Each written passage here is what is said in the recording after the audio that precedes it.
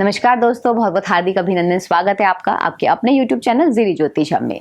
दोस्तों, आज हम जानेंगे ज्योतिष के माध्यम से कि किस दिन हमें क्या कार्य करना चाहिए या फिर किस दिन किसी भी कार्य की शुरुआत करना चाहिए और क्या नहीं करना चाहिए। दोस्तों, ज्योतिष शास्त्र में मानव के द्वारा किए जाने वाले हर कार्य के लिए कोई ना कोई दिन निश्चित किया गया है। धार्मिक ग्रंथ व शास्त्रों की माने तो इसमें यह उल्लेख मिलता है कि जिस दिन भी बताया गया है कि इस दिन ये कार्य करना चाहिए, अगर प्रॉपर हिसाब से वो कार्य किया जाए तो उस कार्य के सफल होने की जो संभावना होती है वो बहुत ही अधिक होती है और कार्य में लाभ प्राप्ति के भी आसार जो होते हैं वो बहुत ही ज्यादा होते हैं। और यहाँ तक कि ये भी देखा गया है कि अगर हम बताए गए हुए दिन में वो कार्य करते हैं तो इसमें हमें लाभ प्राप्ति तो मिलती है, बहुत ही अच्छा हमारे लिए ये समय रहता है। तो दोस्तों, सबसे पहले हम ये जानेंगे, सारी आज हमारी जो सीरीज रहेगी वो इसी पे रहेगी कि किस दिन हमें क्या कार्य करना चाहिए और किस दिन कार्य ये नहीं करना चाहिए। तो उससे पहले मैं आप सभी से रिक्वेस्ट करूंगी कि आप प्लीज हमारे चैनल को सब्सक्राइब करें, साथ में बेल आइकन जरूर पुश करें ताकि हमारे द्वारा जितनी भी वीडियोस अपलोड हो उनका नोटिफिकेशन आपको टाइम टू टाइम मिलता रहे और हम आपके साथ ज्यादा से ज्यादा अपनी नॉलेज को शेयर करते रहे। दोस्तों, सबसे पहले लेते हैं हम सोमवार का दिन। इस दिन का जो सौम्य ग्रह है वो है चंद्रमा। दोस्तों, सोमवार का दिन कहा गया है कि अगर किसी ने अपना विवाह करना है या विवाह की तारीख निकलवानी है और अगर वो सोमवार की होती है तो वो बहुत ही शुभदायक होती है, बहुत ही अच्छी होती है। अपने बच्चे का अगर नामकरण आप सोमवार के दिन करते हैं तो इससे भी बहुत ही फायदा मिलता है। अपने गृह का निर्माण करते हैं, रेनोवेशन करते हैं, अपने घर में कोई भी कंस्ट्रक्शन करवाते हैं और अगर उसकी स्टार्टिंग भी आप मंडे से करते हैं तो ये भी आपको बहुत ही शुभता देती है, साथ में बहुत ही लाभ मिलता है। और दोस्तों, अगर आप अपने बच्चे को मतलब किसी भी बच्चे की अगर स्कूल की स्टार्टिंग है तो वो भी अगर मंडे के दिन से की जाए तो इसमें भी बहुत ही फायदा मिलता है, बहुत ही शुभता मिलती है और ये बच्चे की स्कूल की स्टार्टिंग के लिए, उसके विद्यालय में प्रवेश के लिए बहुत ही शुभ दिन माना गया है। और दोस्तों, इस दिन जो बच्चे जन्म लेते हैं वो बहुत ही ज़्यादा सज्जन होते हैं और अगर इस दिन साउथ दिशा यानी साउथ डायरेक्शन की तरफ की यात्रा करते हैं तो इससे भी निश्चय ही बहुत ही सफलता मिलती है, बहुत ही फायदेमंद होता है। और साथ ही मैं आपको एक छोटी सी टिप दूंगी या आप इसको छोटी सी रेमेडी भी कह सकते हैं। अगर आप मंडे के दिन करते हैं तो आपको बहुत ही फायदा मिलता है। बहुत ही छोटी सी रेमेडी है। आपको क्या करना है कि दूध और चावल आपने शिवलिंग पर चढ़ाने हैं, इससे आपको बहुत ही फायदा मिलता है। और अपनी माँ, दादी और नानी की आप जितनी सेवा करेंगे, उनका आशीर्वाद प्राप्त करेंगे, आपको बहुत ही फायदा मिलेगा। और उनके समान, अपनी माता के समान जितनी भी लेडीज फीमेल हैं उनका भी अगर आप आशीर्वाद प्राप्त करते हैं, इससे भी आपको बहुत ही बेनिफिट मिलेगा। बात करते हैं दोस्तों मंगलवार की यानी ट्यूसडे की। इस दिन का जो स्वामी ग्रह है सेनापति मंगल है। तो दोस्तों, जो मंगलवार का दिन है ये शुभ और अशुभ मिले जुले प्रभावों वाला दिन है। इस दिन काम के लिए कई बार ये शुभ भी होता है कुछ कामों के लिए और कुछ कामों के लिए ये अशुभ भी होता है। जैसे कि मकान अगर आपने खरीदना है या बेचना है, आपने अपने नए कपड़े खरीदने हैं या अपने कपड़ों को स्टिचेस करवाना है, इन सब चीज़ों के लिए ट्यूसडे को सही नहीं माना गया है। और इस दिन जो बच्चे जन्म लेते हैं वो बहुत ही क्रोधी स्वभाव के माने गए हैं और इस दिन अगर आप पूर्व और दक्षिण दिशा की और यात्राएं करते हैं तो इसमें ऐसे कोई भी कठिनाई, किसी भी प्रकार की जो बाधा होती है वो नहीं आती है।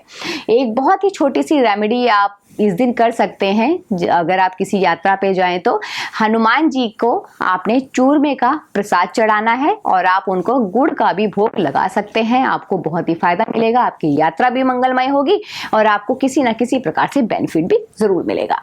दोस्तों, बात करते हैं बुधवार की यानी वेडनेसडे की। तो इस दिन का जो स्वामी ग्रह है वो है बुध और ये जो वार है वेडनेसडे है, ये शुभ वारों की श्रेणी में आता है। इस दिन अगर आप पूर्व और पश्चिम दिशा में अगर कोई यात्रा करते हैं, इसमें भी आपको किसी भी प्रकार से कोई परेशानियां नहीं आएंगी। दोस्तों, किसी भी प्रकार का आपका अपना नया घर खरीदा है तो आपका गृह प्रवेश या फिर आप अपनी जो लोग एग्रीकल्चर से बिलोंग करते हैं, एग्रीकल्चर में अपनी खेती करते हैं, वो भी अगर अपना खेती में नया बीज बोते हैं, नया कार्य शुरू करते हैं, या फिर पढ़ाई के लिए स्टडी स्टार्ट करते हैं अपनी, तो उस और साथ में नए कपड़ों के लिए ये दिन बहुत ही उत्तम माना गया है। अगर आप कोई शॉपिंग करते हैं, इसमें भी बहुत अच्छा ये दिन बुधवार का माना गया है। और इस दिन जो जितने भी बच्चे होते हैं, जो भी जातक होते हैं, जो जन्म लेते हैं, वो बहुत ही धार्मिक प्रवृत्ति के होते हैं।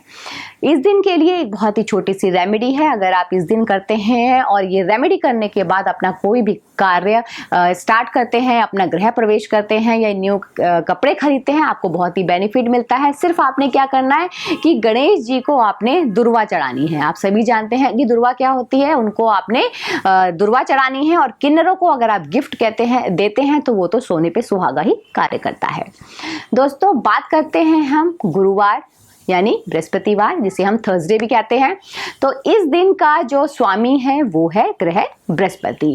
इस दिन सभी कार्यों के लिए ये जो वार है बहुत ही शुभ माना गया है। किसी भी प्रकार का कार्य आप कर सकते हैं। इस दिन में जो भी कार्य होते हैं, अगर आप उनको प्रारंभ करते हैं, स्टार्ट करते हैं, तो हमेशा ही सिद्ध होते हैं। और इस दिन किसी भी दिशा की यात्रा अगर आप करते हैं तो बहुत ही फलदायक, बहुत ही सिद्धिदायक होती है, बहुत आपको फायदा मिलता है। इस दिन जो भी बालक जन्म लेता है, जो भी जातक जन्म लेते हैं, वो बहुत ही सद्गुणी होते हैं। धार्मिक कार्यों में रुचि उनकी होती है और बहुत ही वो तेजस्वी और गुणवान होते हैं। एक छोटी सी रेमेडी आपको क्या करनी है, सिर्फ चने की दाल मंदिर में आपको रख कर आनी है। इसको अगर आप कंटिन्यूटी में भी करते हैं, आपको बहुत ही बेनिफिट मिलेगा और आपको बहुत ही अच्छा भी लगेगा। बात करते हैं दोस्तों अब शुक्रवार यानी फ्राइडे की। इस दिन का जो स्वामी ग्रह है वो है शुक्र। इस दिन जो भी जातक, जो भी बच्चे जन्म लेते हैं, वो बहुत ही रोमांटिक स्वभाव के होते हैं, जिस कारण उनका जो जीवन है वो विलासता पूर्वक बिताने की उनकी दिलचस्पी होती है। उनको लगता है कि बहुत अच्छे तरीके से एक लग्जरियस लाइफ जीने की जो उनकी प्रवृत्ति होती है। और इस दिन हमेशा याद रखें, सूर्यास्त के बाद की गई जो यात्रा होती है वो शुभ तो होती है, उसके साथ साथ अगर वो शाम के समय भी कोई अपने कार्य, कोई अपना नया काम अगर स्टार्ट करते हैं तो इससे भी उनको प्रसिद्धि मिलती है और वो जो उनके कार्य होते हैं वो सिद्ध होते हैं। इस दिन आपको बहुत ही छोटी सी रेमेडी करनी है। सिर्फ गायों को आपने हरा चारा खिलाते रहना है। जितना आप गाय को हरा चारा खिलाएंगे उतना ही आपको बेनिफिट मिलेगा और आपको जीवन में तरक्कियां मिलती रहेंगी और सफलता की सीढ़ियां आप चलते रहेंगे। बात करते हैं दोस्तों शनिवार यानी सैटरडे की। इस दिन का स्वामी शनि ग्रह है। तो सारे जितने भी वार हैं, Monday to Friday, Saturday, Sunday, इन सबसे ज़्यादा जो नेगेटिव या अशुभ माना गया है वो शनिवार को ही कहा जाता है। कि इस दिन जो भी कार्य स्टार्ट करते हैं, एक तो वो लटकता जाता है, बहुत इजीली वो कार्य नहीं होता है, धीरे धीरे होता है। और इस दिन यात्रा करने से भी जो आपको सफलता मिलनी चाहिए उसमें भी थोड़ी सी पॉसिबिलिटी कम होती है। कहीं ना कहीं नेगेटिविटी का भी सामना करना पड़ सकता है। और इस दिन जो बच्चे जन्म लेते हैं उनको कहीं ना कहीं हेल्थ रिलेटेड प्रॉब्लम्स देखने को मिलती हैं। बहुत छोटी सी सिंपल सी रेमेडी है जो आप सैटरडे को कर सकते हैं। और अगर आपको बहुत ही ज़रूरी कोई कार्य शुरू करना है तो उसको करने से पहले आप एक छोटी सी रेमेडी कर सकते हैं कि जो मजदूर होते हैं, लेबर होते हैं, उनको अगर आप बादाम देते रहें, इससे आपको बहुत ही बेनिफिट मिलेगा और शायद जो नेगेटिविटी मिलने वाली होती है वो आपको नहीं मिलेगी। बात करते हैं अब रविवार यानी संडे की। साधारण और आम बोलचाल में अगर हम इसे देखें तो कई लोग इसे बंदवार भी कहते हैं। इस वार का स्वामी ग्रह जो हमारे तेजस्वी सूर्य देव हैं वो हैं और सभी प्रकार के कार्यों के लिए ये दिन बहुत ही शुभ माना गया है। जो भी आप कार्य इस दिन करते हैं वो बहुत ही अच्छे सिद्ध होते हैं। और इस दिन जो जातक जन्म लेते हैं वो बहुत ही भाग्यशाली होते हैं। और संडे के दिन अगर आप पूर्व दिशा की यात्रा करते हैं तो निश्चित रूप से ही आपको इसमें बहुत ही सफलता मिलती है, आपके लिए बहुत ही फायदेमंद रहता है। बहुत ही सिंपल रेमेडी आपको इसमें करनी है कि तांबे के लोटे में आपने मोली बांधनी है और जब भी आप सूरज को जल दें, आप हमेशा उसी लोटे में जल दें और उस मोली बंधे हुए लोटे में अगर आप थोड़ी सी गुलाब की पंखुड़ियाँ डाल देते हैं तो इससे आपको बहुत ही फ़ायदा मिलता है, बहुत ही बेनिफिट मिलता है और आगे आने वाले जो भी आपके हर्डल्स हैं वो दूर हो जाते हैं। तो दोस्तों अपने आगे आने वाली अपकमिंग वीडियोस में ऐसे ही हम छोटे छोटे टिप्स लेकर आएंगे जिनको आप अपनी डे टू डे लाइफ में करके छोटी छोटी रेमेडीज को अपने जो है घर में बहुत ही शुभता प्राप्त कर सकते हैं, अपने घर से नेगेटिविटी को दूर कर सकते हैं। तो तब तक आप अपने घर में स्वस्थ रहें, सुरक्षित रहें, इन्हीं मंगल कामनाओं के साथ। जय श्री कृष्णा।